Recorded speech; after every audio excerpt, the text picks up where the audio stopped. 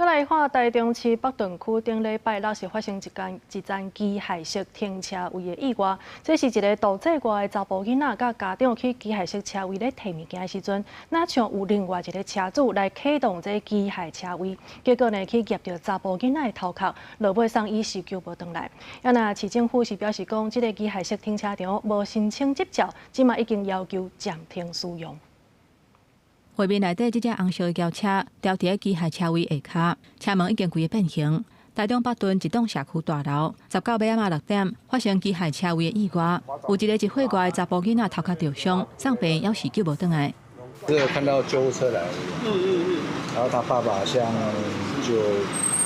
情绪比较失控，要很自责这样。一名男童与家长在机械车位上拿取车内物品时，疑似 机械车位为其他不知情之车主启动导致受伤，员警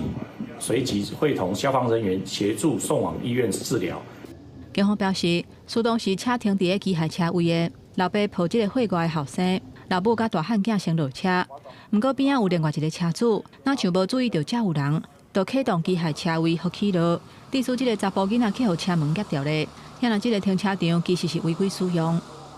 台中市都发局表示呢，这一栋社区大楼呢，虽然领有使用执照哦，不过呢，这一处的机械车位呢，却是29年来都没有使用许可。对啊，要保养啊，什么都要啊，那个机械是危险啊。他每个月都有保养哎。住户表示，这栋大楼虽然真旧啊，不过管委会逐个月拢有请厂商来保养，市府嘛紧急下令这栋大楼的机械停车位暂停使用，卖甲无按规定领使用执照的部分。 罚上当15000块以下罚款，而且限期改善，并限期改善及补领使用许可证，并经检查机构及保养厂商重新确定安全无虞后，方能恢复使用。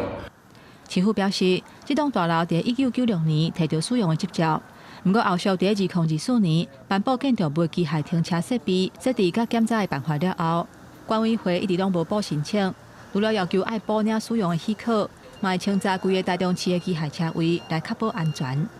记者综合报道。